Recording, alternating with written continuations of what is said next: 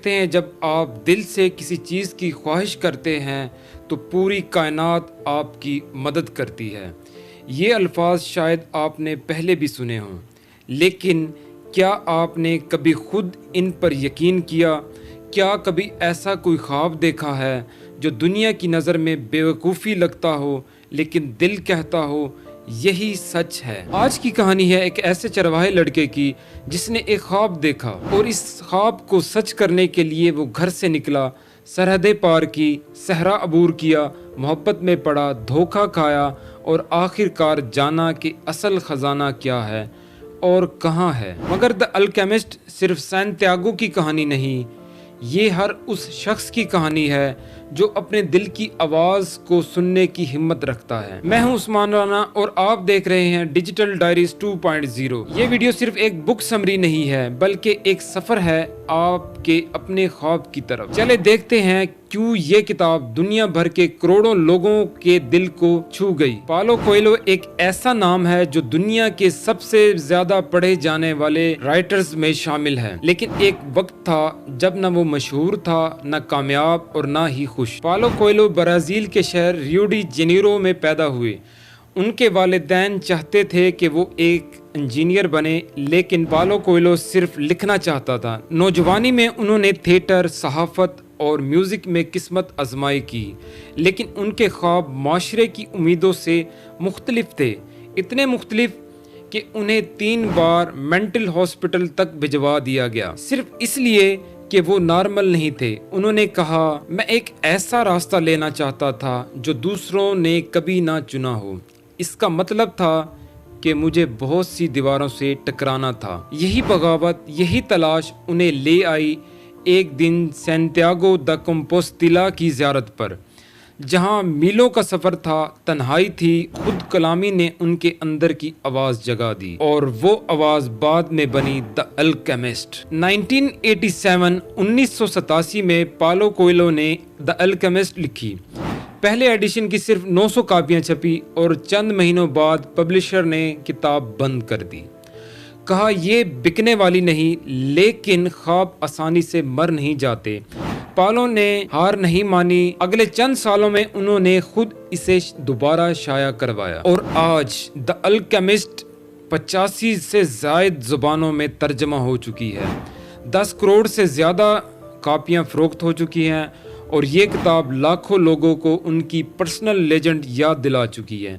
یہ تھا پالو کوئلو کا راستہ۔ کہانی شروع ہوتی ہے اندلس کے ایک نوجوان چرواہے سے، نام تھا سانتیاگو، جس کے پاس مال مویشی تو تھے، لیکن اس کا دل ستاروں، خوابوں اور معنی کی تلاش میں بھٹک رہا تھا۔ وہ ایک خواب بار بار دیکھتا تھا، ایک ایسا خواب جو ہمیشہ ادھورا رہتا، جس میں وہ دیکھتا کہ کہیں اہرام مصر کے قریب خزانہ دفن ہے۔ تھک کر وہ تعبیر کی تلاش میں ایک جپسی عورت کے پاس گیا جو کہتی ہے، خزانہ وہیں ہے جہاں خواب نے تمہیں دکھایا ہے۔ پھر ایک دن سانتیاگو کی زندگی میں ایک اجنبی داخل ہوا۔ نہ اس کی شکل پہچانی جاتی تھی، نہ اس کا لباس، لیکن اس کی آنکھوں میں ایک ایسا نور تھا جیسے وہ دل کی باتیں جانتا ہو۔ یہ تھا مالچوزیڈک، سالم کا بادشاہ، وہ شخص جس نے سانتیاگو کو سکھایا کہ ہر انسان کے اندر ایک لیجنڈ چھپی ہوتی ہے، پرسنل لیجنڈ، وہ خواب جس کے لیے آپ پیدا کیے گئے۔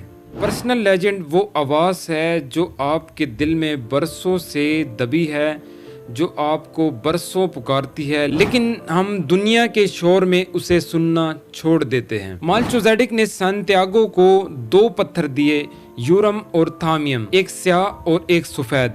یہ پتھر بتاتے تھے ہاں یا نہ۔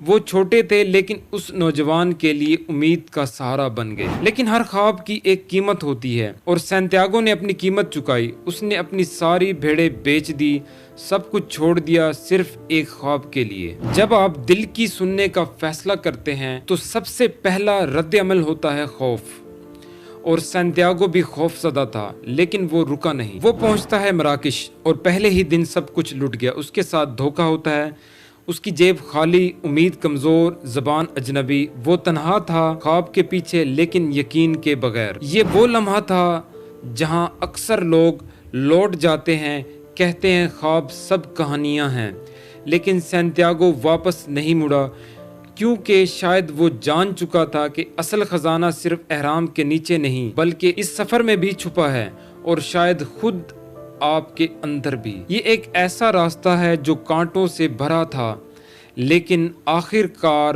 وہی راستہ دوسروں کو بھی راستہ دکھانے والا بن گیا۔ سینتیاگو مراکش میں تنہا تھا، نہ زبان آتی تھی، نہ کوئی واقف تھا، اور سب سے بڑھ کر خواب اب صرف ایک چوٹ لگنے جیسا محسوس ہوتا تھا۔ وہ بیٹھا سوچ رہا تھا، کیا میں نے غلطی کی؟ کیا مجھے اپنی بھیڑوں کے ساتھ رہنا چاہیے تھا؟ کیا خواب صرف کتابوں کے لیے ہوتے ہیں؟ اور پھر وہ سوچ اس کے ذہن میں گونجی، تکلیف کا خوف خود تکلیف سے کہیں زیادہ نقصان دہ ہوتا ہے۔ اسی لمحے اسے ایک شیشہ فروش کی دکان نظر آئی۔ اس نے کام مانگا۔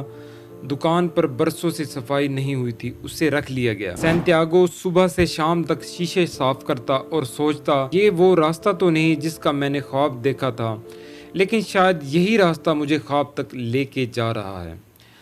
ہفتوں گزرے اور دکاندار نے دیکھا یہ لڑکا صرف کام نہیں کر رہا، یہ خواب دیکھ رہا ہے۔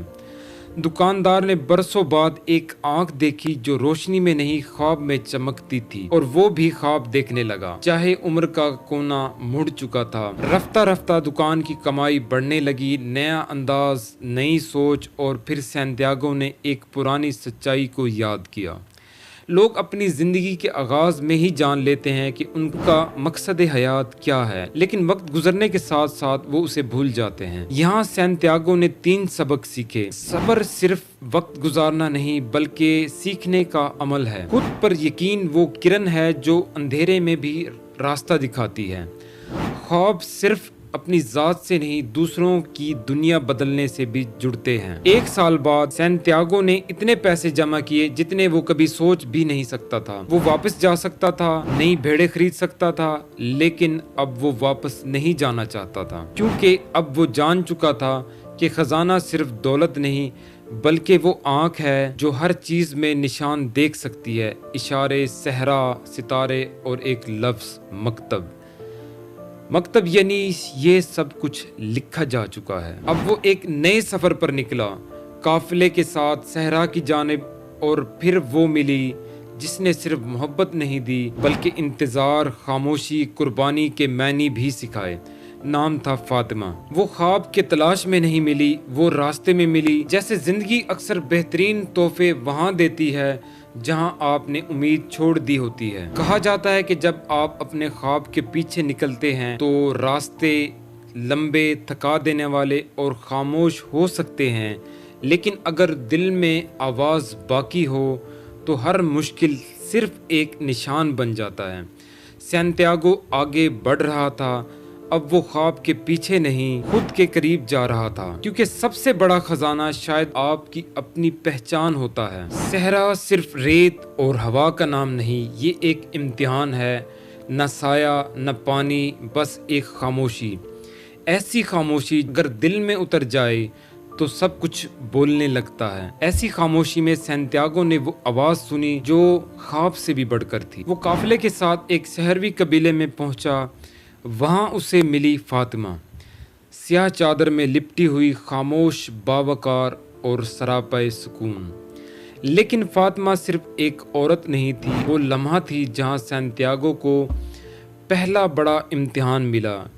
کیا وہ محبت چنے یا خواب؟ لیکن شاید محبت اور خواب دونوں کا راستہ ایک ہی طرف جا رہا تھا۔ جب آپ کسی کو سچی محبت سے دیکھتے ہیں تو وہ آپ کو وہی نظر آتا ہے جو آپ خود میں چھپائے بیٹھے ہوتے ہیں۔ فاطمہ نے اس کو روکنے کی کوشش نہیں کی بلکہ کہا، جاؤ اپنے خزانے کی تلاش کرو، کیونکہ اگر میرا مقدر ہوا تو تم واپس ضرور آؤ گے۔ یہ وہ لمحہ تھا جب سینتیاگو نے جانا عشق قربانی بھی مانگتا ہے اور یقین بھی۔ اس کے بعد قافلے پر حملہ ہوا اور وہ الجھتا گرتا پڑتا پہنچا الفیوم کے صحرا میں ایک پر اسرار درویش کے پاس۔ یہ تھا الکیمسٹ۔ نہ اس کے پاس کتابیں تھی نہ دعوے، وہ کم بولتا تھا، زیادہ سنتا تھا اور کہتا تھا، جاننے والے کم بولتے ہیں کیونکہ کائنات پہلے ہی سب کچھ کہہ چکی ہوتی ہے۔ اس نے سینتیاگو کو کائنات کی روح کے بارے میں بتایا، سول آف دا ورلڈ، یعنی وہ دھاگا جو ہر چیز کو آپس میں جوڑتا ہے۔ انسان، جانور، درخت، خواب سب ایک ہی سانس کا حصہ ہیں۔ اگر آپ دل سے سنیں، ہر چیز آپ سے بات کرتی ہے۔ الکیمسٹ نے سکھایا، خاموشی میں وہ علم ہے جو کتابوں میں نہیں ملتا۔ اب سینتیاگو صرف خزانے کا طلبگار نہیں رہا، بلکہ وہ قدرت سے ہم آہنگ ہو چکا تھا۔ وہ ہر ذرے میں اشارے، نشان، آوازیں دیکھنے لگا، اور پھر وہ لمحہ آیا جب دشمنوں نے اسے گھیر لیا اور کہا، تم کون ہو؟ وہ نہ گھبرایا نہ پیچھے ہٹا، بس کہا، میں ہوا بن سکتا ہوں کیونکہ میں نے خود کو پہچان لیا ہے۔ وہ فضا میں خاموشی کو حرکت دیتا ہے اور کائنات جیسے اس کا جواب دیتی ہے۔ کبھی کبھی خزانے تک پہنچنے کے لیے آپ کو خود کو فنا کرنا پڑتا ہے۔ کہا جاتا ہے کہ دنیا کو بدلنے کے لیے آپ کو طاقتور نہیں، شفاف ہونا پڑتا ہے، جیسے پانی جو سب کچھ کا عکس بناتا ہے مگر خود کچھ نہیں چھپاتا۔ اور سینتیاگو اب شفاف ہو چکا تھا، وہ کائنات سے نہیں خود سے جڑ چکا تھا۔ چلتے ہیں کہانی کی آخری مگر سب سے طاقتور حصے کی طرف۔ الکیمسٹ کے ساتھ سفر کرتے کرتے سینتیاگو اب ایک نیا انسان بن چکا تھا۔ اس نے ریت سے بات کی، ہوا سے راز سنے اور ستاروں میں اشارے دیکھے، لیکن خزانہ اب بھی نہیں ملا تھا۔ وہ آخر کار پہنچا اہرام مصر، وہ جگہ جسے وہ اپنے خواب میں دیکھتا تھا، جس کے پیچھے وہ سب کچھ چھوڑ چکا تھا۔ وہ ریت پر بیٹھا، آنکھیں بند کی اور زمین سے بات کی۔ زمین پر پہلی بار ہنسی کی آواز آئی، لیکن وہ اس کی اپنی نہیں تھی۔ چند ڈاکو آئے، اسے مارا پیٹا اور پوچھا، تم یہاں کیا ڈھونڈنے آئے ہو؟ وہ بولا، میں نے خواب دیکھا ہے خزانے کا۔ ڈاکو ہنسے، ایک نے کہا، بیوقوف، میں نے بھی ایک خواب دیکھا تھا کہ اسپین میں چرچ کے نیچے خزانہ دفن ہے، لیکن میں خوابوں پر یقین نہیں کرتا۔ وہ ہنس کر چلے گئے، لیکن سینتیاگو کے لبوں پر مسکراہٹ آ چکی تھی، اس کی آنکھوں میں آنسو تھے خوشی کے، کیونکہ اب وہ جان چکا تھا کہ خزانہ اسی جگہ دفن ہے جہاں سے وہ چلا تھا، اسپین میں گرجا گھر کے نیچے، جہاں اس نے خواب دیکھا تھا، جہاں سب کچھ شروع ہوا تھا۔ وہ واپس پلٹا، اس بار خالی ہاتھ نہیں بلکہ مکمل ہو کر۔ اس نے خزانہ پایا، سونے کے سکے، زیورات اور وہ سب کچھ جس کا خواب اس نے کبھی دیکھا تھا۔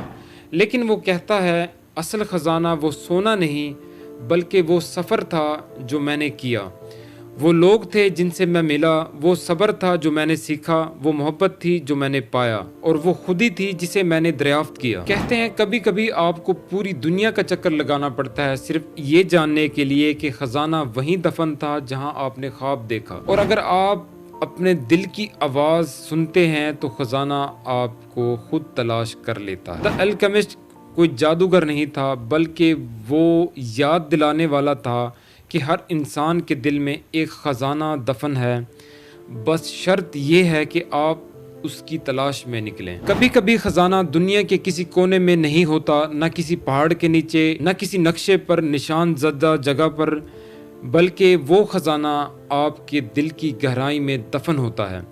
صرف ایک خواب، ایک اشارہ، ایک سفر اور ایک یقین اسے جگانے کے لیے کافی ہوتا ہے۔ دی الکیمسٹ ایک کتاب نہیں، ایک سوال ہے، ایک آئینہ ہے، ایک سفر ہے جو شاید آپ نے ہمارے ساتھ کیا۔ اب سوال صرف اتنا ہے، کیا آپ نے کبھی اپنے خواب کی آواز سنی ہے؟ کیا آپ نے کبھی دل کی طرف قدم بڑھایا ہے؟ کیا وہ خزانہ جس کی تلاش میں آپ نکلے تھے کہیں آپ کے اندر ہی تو نہیں چھپا؟ میں ہوں عثمان رانا، آپ دیکھ رہے تھے ڈیجیٹل ڈائریز 2.0۔ اگر آپ کو آج کی ویڈیو پسند آئی تو ہمارا ساتھ دیجیے، کیونکہ ہم ہر بار ایسا ہی ایک نیا سوال، نیا خواب اور ایک نئی تلاش لے کر آئیں گے۔ چینل کو سبسکرائب کیجیے اور کمنٹس میں ضرور بتائیے آپ کی پرسنل لیجنڈ کیا ہے، ہم اگلی ویڈیو میں آپ کا نام لے کر جواب بھی دے سکتے ہیں۔ یاد رکھیں، خزانہ وہی پاتا ہے جو خود کو کھونے کے لیے تیار ہوتا ہے۔